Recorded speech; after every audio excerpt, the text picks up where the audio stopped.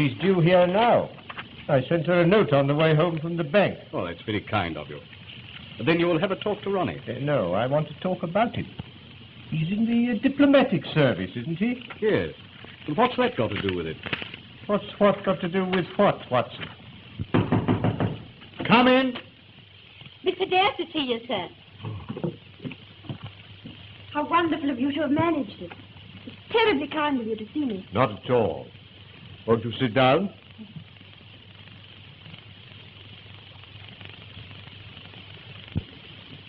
Watson's told me how worried you are about your brother, but I don't quite see what I can do. I've been wondering if you could find out if it's really true. If it is, and I can't believe that it is, perhaps you could frighten him into giving up. With whom does he play as a rule? Well, last night there was Tony Rutherford, old Mr. Fisher. What, Thomas Fisher, the millionaire? Yes, and Colonel Henslow, an old friend of ours. Mm-hmm. Fisher, I wonder...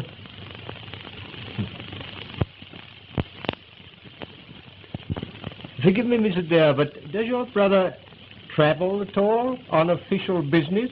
Quite a lot. In fact, he's off to Paris tomorrow. Ah, I thought so. How long has he known that he would be going tomorrow? 3 or 4 days, I think. Where is your brother at the moment? I don't know. At the Foreign Office by now, I should think. He went out early this morning. They sent a car for him. Oh, do you happen to know where he had to go? I think he said Hampstead. I know it wasn't far. He should be back at the office by now. Yes. Yes. They think a great deal of your brother at the Foreign Office. They used to. But lately he's been playing so much bridge. I'm afraid he's been neglecting his work. Yes, that's a pity. Yes. I wonder if you'd be good enough to ask your brother to come and see me this afternoon. Of course. I'll go round to the Foreign Office now. Oh. I might just catch him. Why not telephone? He hates being rung up there, and I couldn't explain on the telephone. What shall I do if I miss him? Well, when will you be seeing him? Tonight. He's dining out, and he's bound to come in to dress. Very well. In that case, would you be good enough to ask him to come and see me in the morning before he starts? That's awfully kind of you. Don't mention bridge to it. As a matter of fact, I shall not say a word on that subject myself, but you may rest assured that after he has seen me, he will never gamble again. I can't tell you how grateful I am. Not at all. It's I am grateful to you.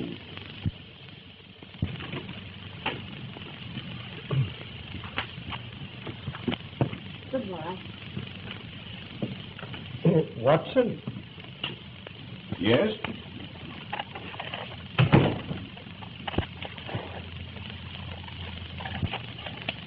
What's all this mean, Holmes? Means, my dear Watson, that the Foreign Office doesn't send a car to take a very unimportant young man to Hampstead.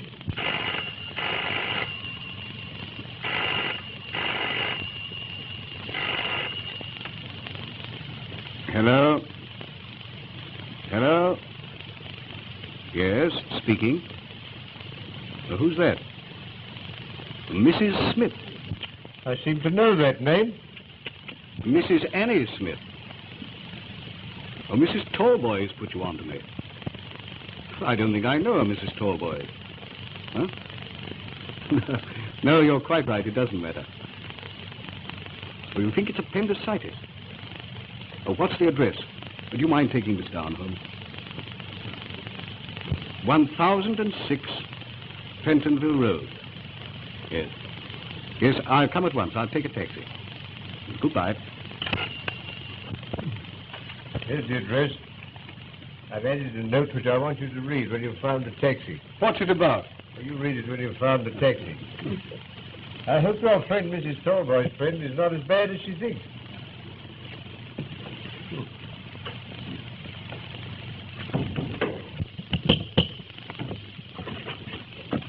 Now, what is it?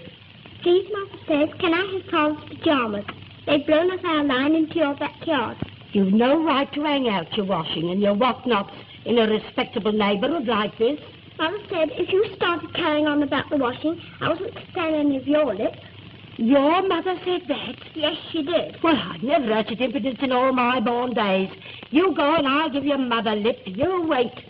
Mother said I was to take back the pajamas and not to talk to you. She doesn't think you're respectful. What's that?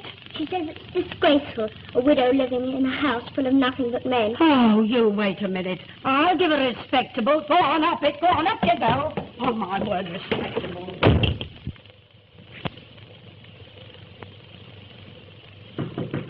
Yes? Come in. Mr. Holmes. Yes? Sir, I'm just going to step round to that Mrs. Freeman. I've got a few things I want to say to her. Yes, Mrs. Hudson. But what has upset you? Well, she just told me. She sent her daddies round to say that I want to mean myself for saying what she did say. But I want you to know I shall be out 20 minutes. It'll take me that time to tell her what's here. Yes. Well, I wouldn't be too violent if I were you, Mrs. Hudson. Violent? Indeed, I'll set about her good and proper. Indeed, I would, if it wasn't for my chronic ulceritis.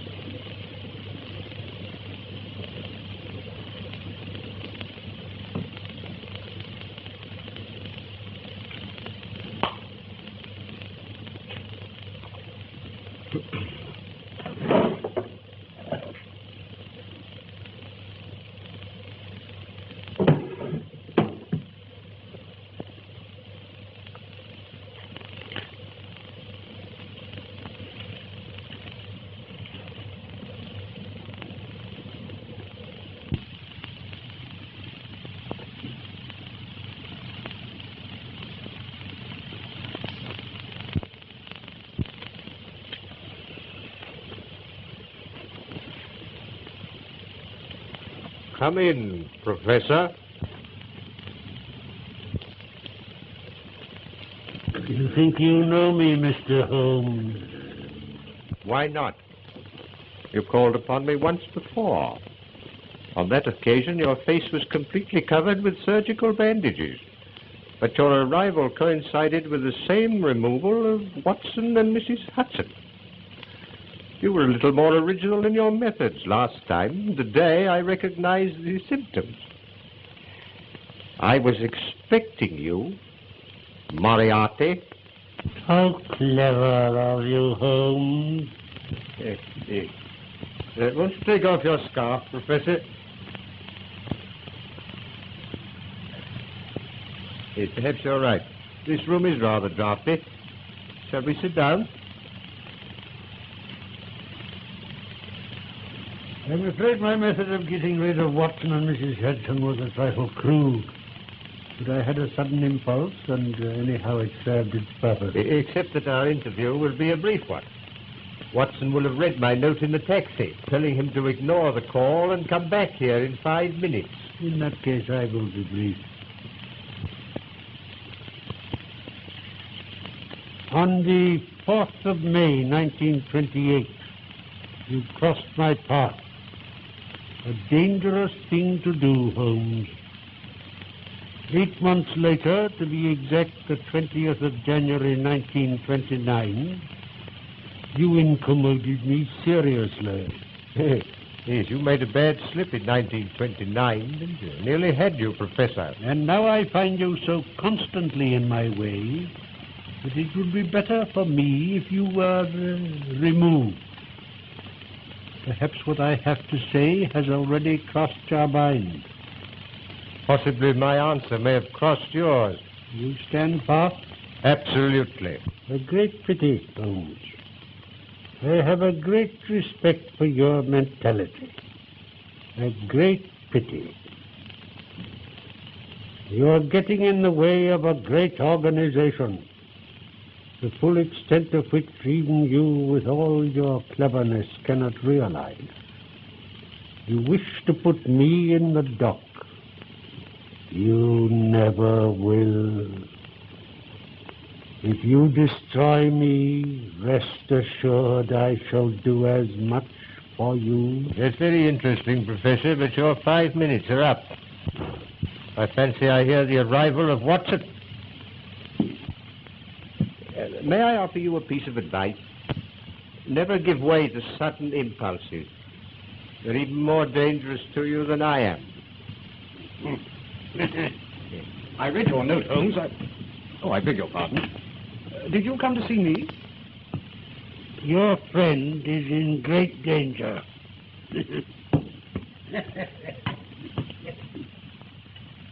Great danger.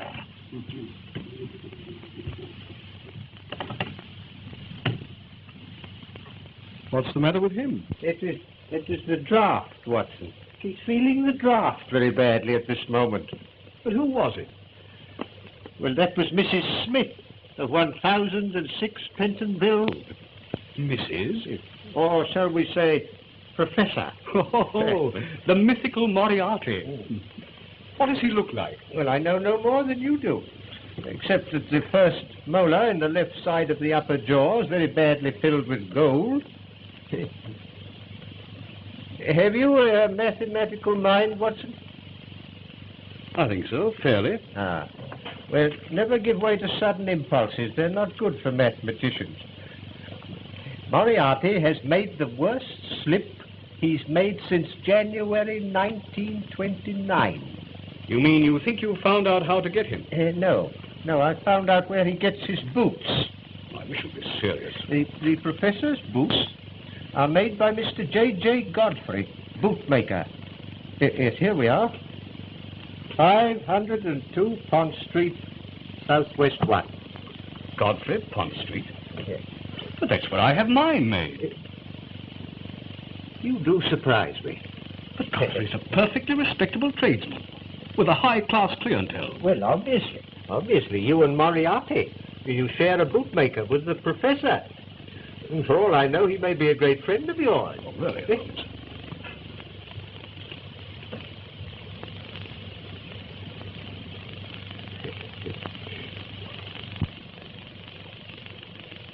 Does Mr. Godfrey make his boots on the premises? Yes, in the basement. He showed me over his workshop once. Yes. I think I'd like to see over that workshop. We'll arrange with Lestrade to call there about 8 o'clock tonight. But how can it possibly matter where Moriarty buys his boots? Only that this piece of brown paper, which was found in the strong room of the bank, bears a piece of the label of Mr. J.J. Godfrey, bootmaker. Holmes, you're marvelous. Oh, elementary, my dear Watson. Elementary.